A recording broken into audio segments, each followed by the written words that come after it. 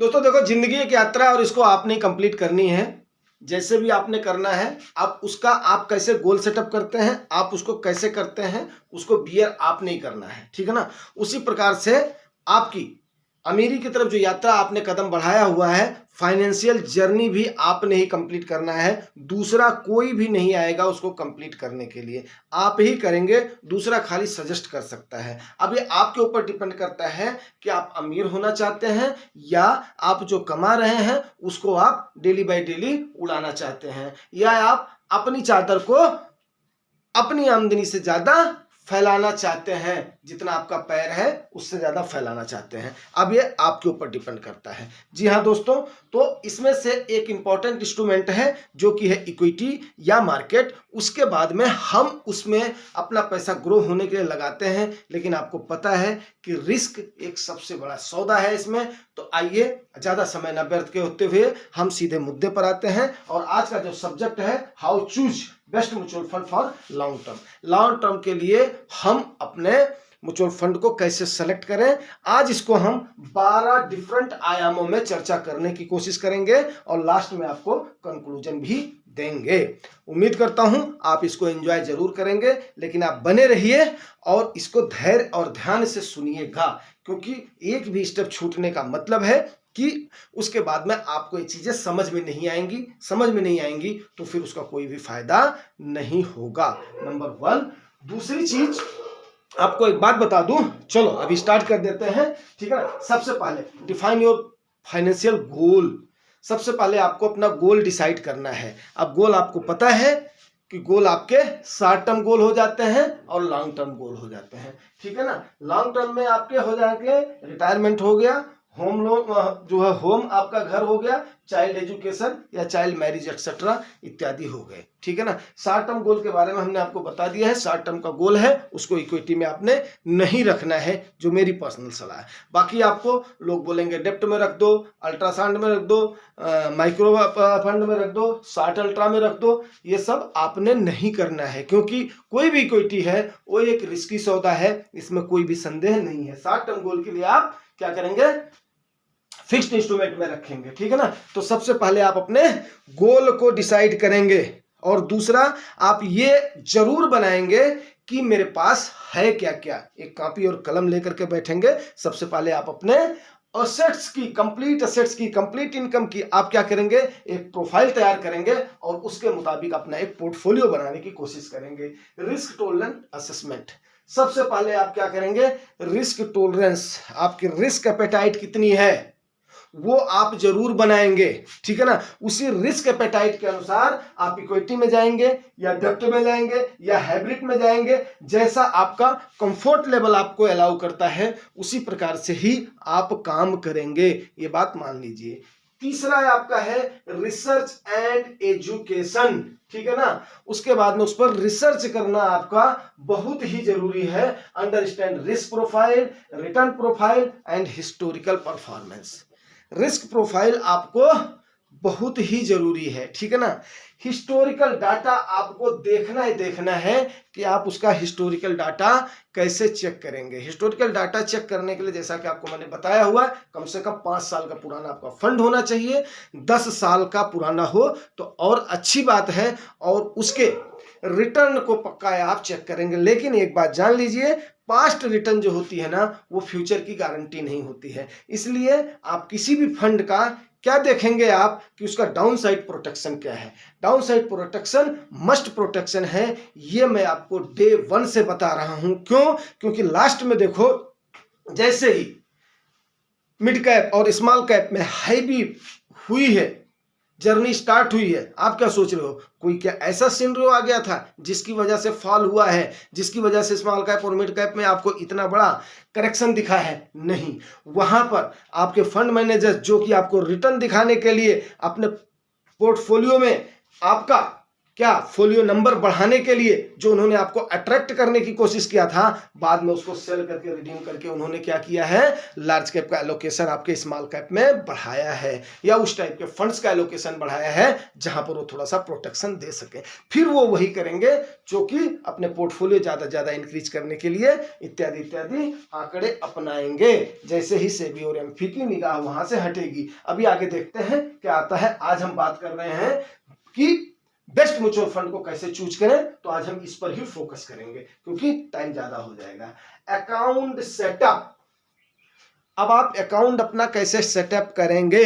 सबसे पहली बात तो क्या है, जब आपने डिसाइड कर लिया है कि आप उसको किसी ऐप से जाएंगे या डायरेक्ट एएमसी से जाएंगे या किसी ब्रोकर या एजेंट के थ्रू लेंगे। अगर आप किसी ऐप से ले रहे हैं जैसे जीरोधा हो गया, ग्रो हो गया, एटसेट्रा हो गया, आपको नहीं है तो वहां पर भी आप कंप्लीट अपनी केवाईसी जरूर करिएगा।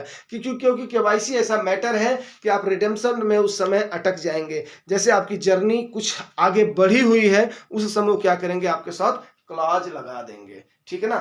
तो जो भी रेपुटेटेड आपके ऐप्स हैं या साइट्स हैं उनसे ही आप खोलेंगे। नहीं तो मेरा तो पर्सनल सजेशन यही है, आप डायरेक्ट फंड को सीधे सीधे एएमसी की वेबसाइट से लीजिए। वो भी आपको प्लेटफॉर्म मैनेज करते हैं, वो आपके लिए द बेस्ट है।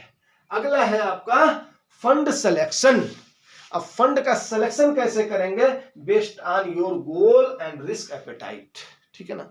फंड का सिलेक्शन हमेशा कभी भी आपके गोल के मुताबिक और आपके रिस्क एपेटाइट के मुताबिक होना चाहिए। ये मैं आपको एक बार नहीं 10 बार बताऊंगा। इसलिए बताऊंगा, हर किसी की एक जैसी स्थिति नहीं होती है, हर किसी की परिस्थितियां एक जैसी नहीं होती हैं, उनका गोल अभिन्न भिन्न होता है। अब जैसे सपोज कीजिए कि आप स्टेबल हैं, आपको उतना रिस्क लेने की जरूरत नहीं है, तो आप क्यों फालतू में अपना हेडेक पालेंगे?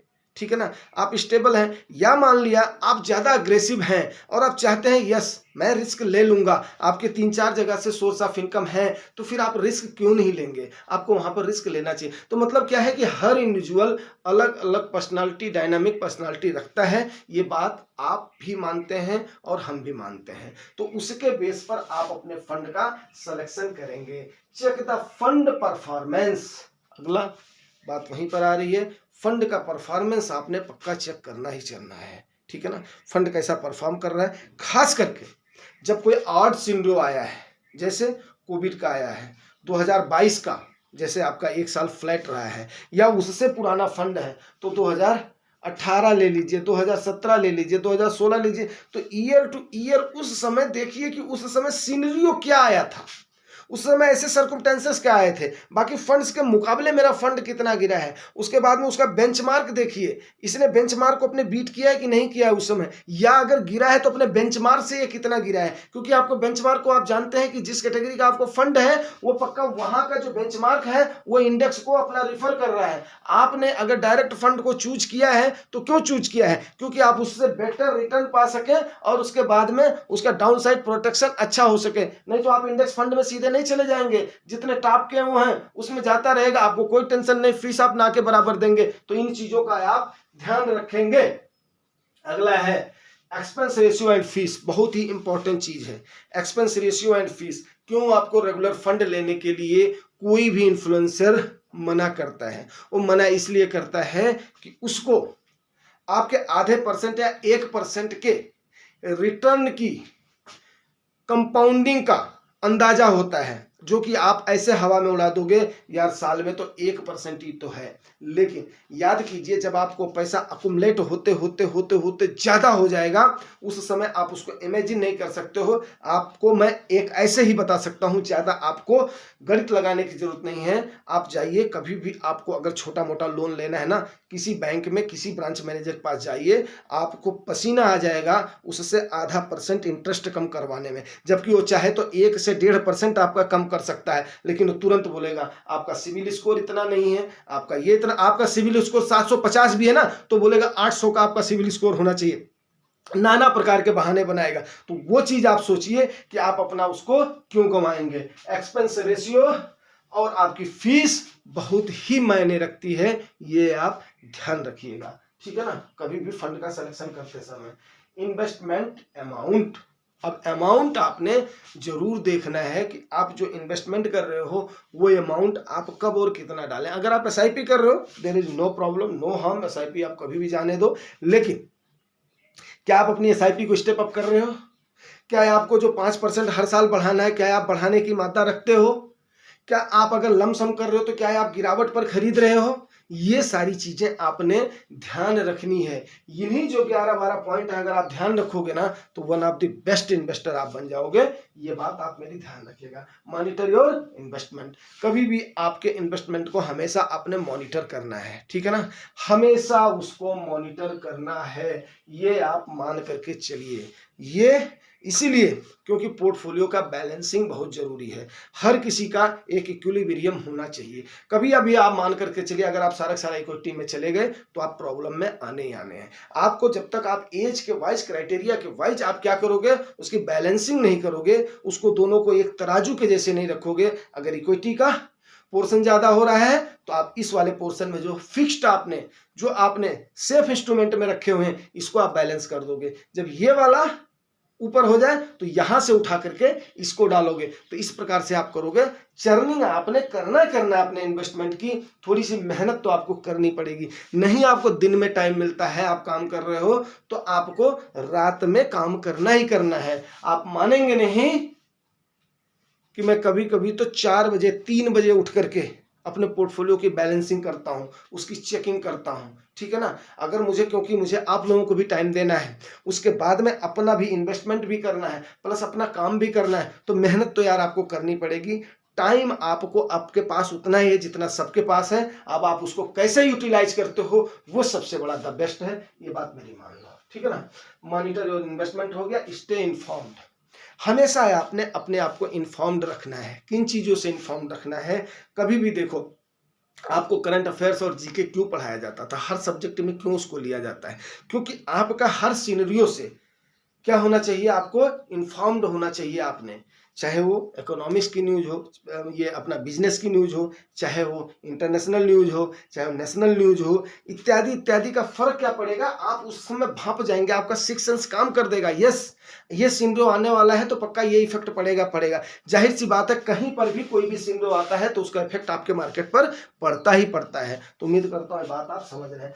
12वां, last but not least, long term perspective. कभी भी इक्विटी में अगर आप डाल लो पैसा तो आपका लॉन्ग टर्म का पर्सपेक्टिव होना ही चाहिए, इसमें कोई भी संदेह नहीं है। और मैं तो बोलता हूं अगर आपका 10 साल से कम का होराइजन है तो यार इक्विटी छोड़ो। कम से कम 5 से 10 साल, 10 से अबव जा रहे हो तभी आपको कंपाउंडिंग का बेनिफिट मिलेगा। एसआईपी तो आपकी 5 साल के बाद में दिखना शुरू होती है यार, 10वें साल के बाद में उसकी कंपाउंडिंग शुरू होती है। तो कम से कम आप ये मान करके चलिए कि आपका लॉन्ग टर्म का पर्सपेक्टिव होना चाहिए। अभी आ जाते हैं किस पे, कंक्लूजन पे आ जाते हैं। कंक्लूजन में बस सीधी सी बात है, रिमेंबर इन्वेस्टिंग आपका ऑलवेज क्या होता है, रिस्की तो होता ही होता है, इसमें कोई भी दो राय नहीं है। और पास्ट परफॉर्मेंस किसी भी फंड की या किसी भी इक्विटी की आपके फ्यूचर की गारंटी नहीं देता है।